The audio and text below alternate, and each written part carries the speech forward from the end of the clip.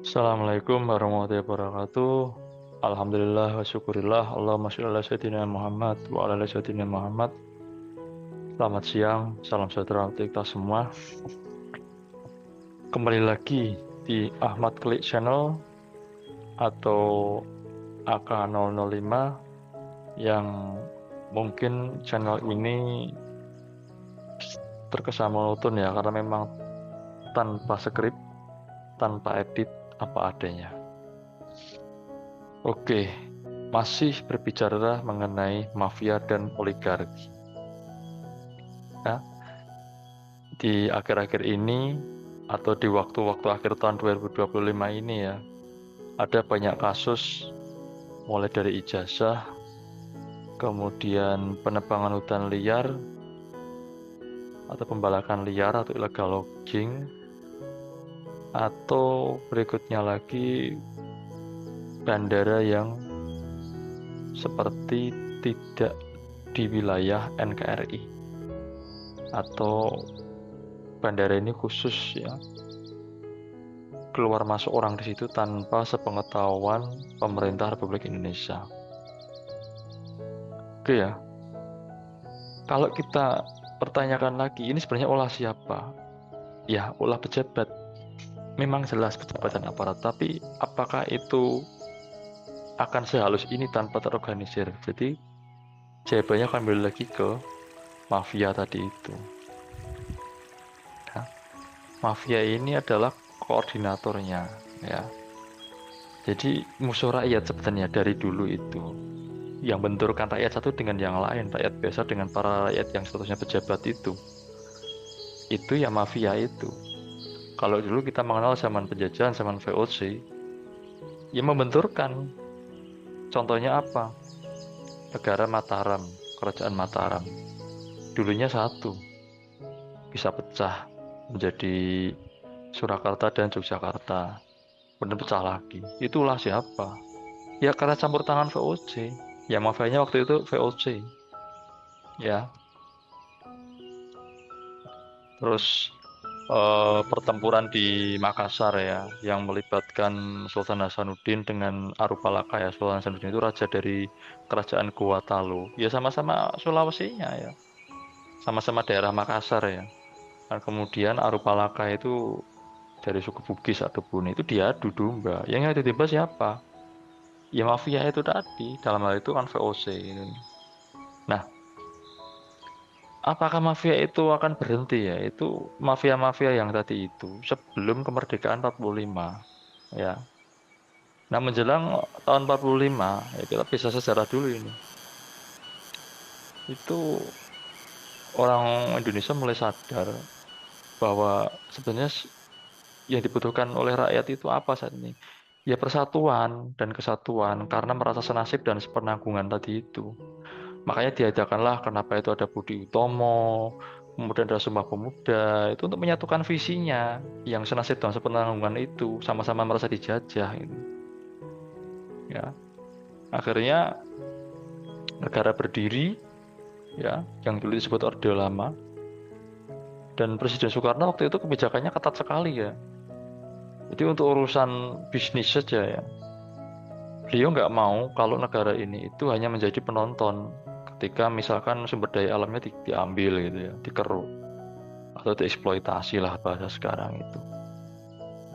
Beliau inginnya Indonesia itu punya saham yang lebih besar, ya minimal 51%. Kalau nggak mau ya silahkan pergi gitu. Nah, bagi kapitalis-kapitalis global itu suatu penghinaan mungkin ya. Jadi karena mereka sifatnya dari awal sudah serakah dulu ya. Dan masuk lagi menjadi Indonesia itu sangat sulit karena apa? Tahu militer Indonesia itu kuat, pantang menyerah dan berani mati. Ya, akhirnya mereka mencari cara. Titik lemahnya di mana? Nah, mereka tahu ya negara yang baru berdiri itu titik lemahnya ada di dua tempat ya. Kalau nggak di Dewan Perwakilannya itu ada di militernya. Ya ini mana dulu yang mau dilemahkan gitu. Ya, makanya timbul narasi-narasi yang sampai sekarang pun kejelasannya tidak jelas gitu. Kejelasannya masih buram gitu ya. terjadi pemberontakan, misalkan Permesta, PRRI, PKI, yang paling terakhir itu sebelum Orde Baru itu kan G30S.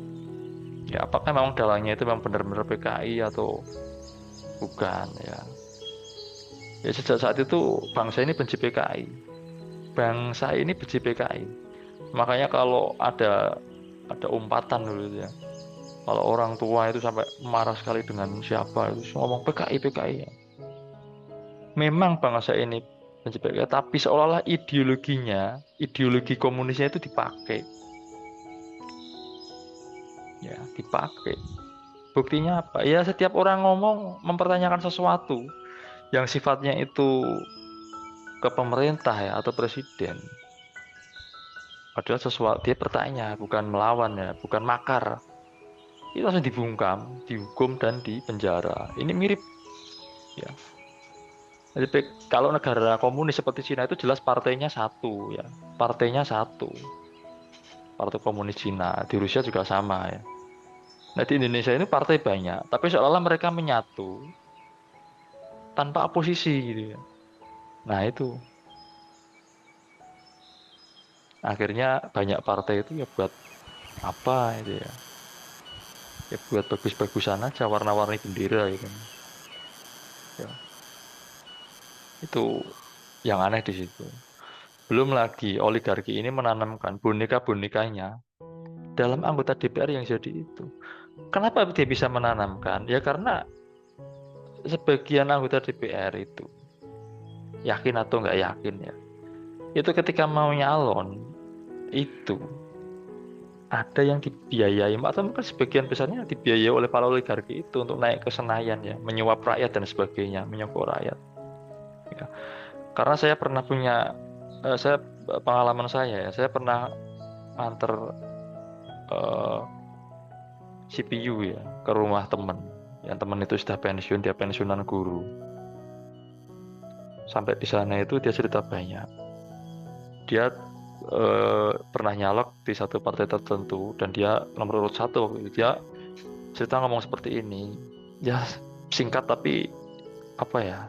Ya satu kalimat. Cuman bagi saya itu luar biasa. Kalau saya bayangkan ya kalau dia jadi. Sayang dia nggak jadi. Dia ngomong seperti ini. Alhamdulillah mas saya nggak jadi. Saya masih dihindarkan dari korupsi.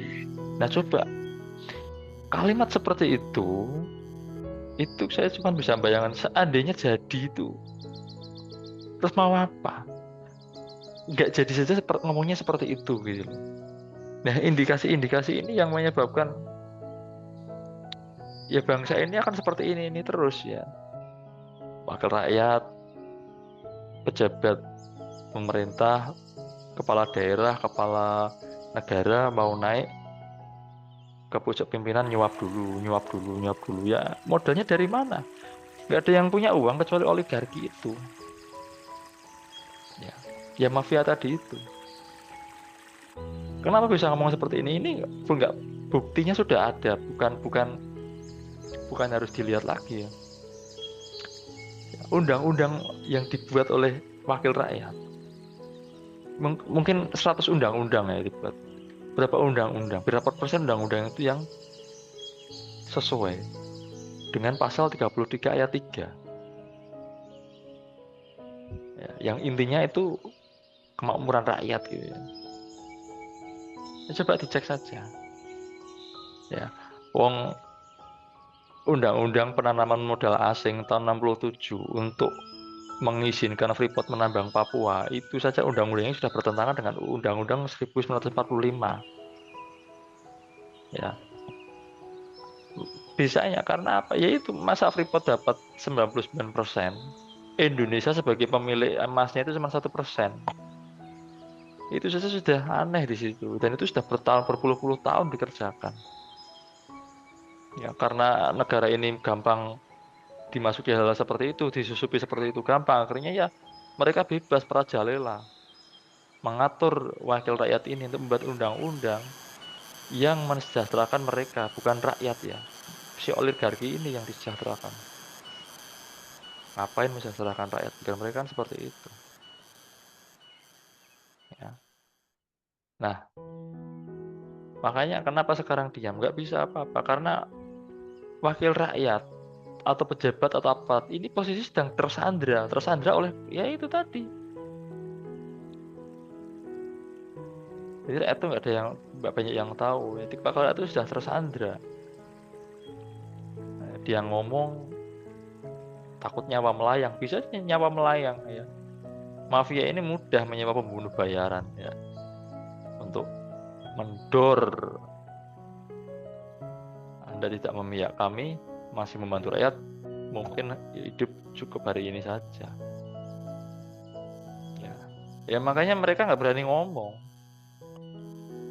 Ya, jadi kita sebagai rakyat, mulai sekarang sadari ini, musuh kita bersama itu adalah oligarki, bukan pejabat dan aparat itu. Pejabat dan aparat itu memang ini ya, dia bagian dari, ya sebagian itu ada yang bagian dari bonekanya oligarki, cuma tidak semuanya memang.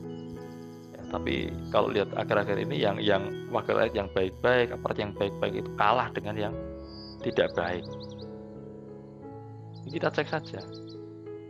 Ya. Dicek, sekali lagi dicek. Solusinya apa?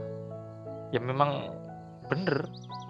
Waktu Bung Karno dulu pengen membubarkan Konstituante, Gus Dur juga pengen membubarkan DPR, karena memang secara pemerintahan ya, kita kalau ngomong demokrasi ya balik lagi kita harus baca bukunya John Locke, Machiavelli, ya, kemudian eh, Montesquieu apa itu, Montesquieu ya, seorang Prancis itu ya, yang dengan trias politikanya kalau nggak salah ya. Zaman revolusi Prancis itu ada ahli politik yang terkenal, ada 3 orang kalau nggak salah ya. Montesquieu, Gigi Rousseau, sama Voltaire ya. Ya teman-teman yang kuliah di hukum atau mungkin dulu SMK-nya jurusan tata negara ya, SMA-nya ya, itu tahu lah ya, jurusan IPS ya, ada mata pelajaran tata negara itu tahu ya. Nah, penutupnya ini dari saya, teman-teman, kita menyadari ya, memang negara ini sudah dikuasai oligarki gitu. Negara ini masih dikuasai oligarki ya, sudah dan masih. Dan kapan berakhirnya?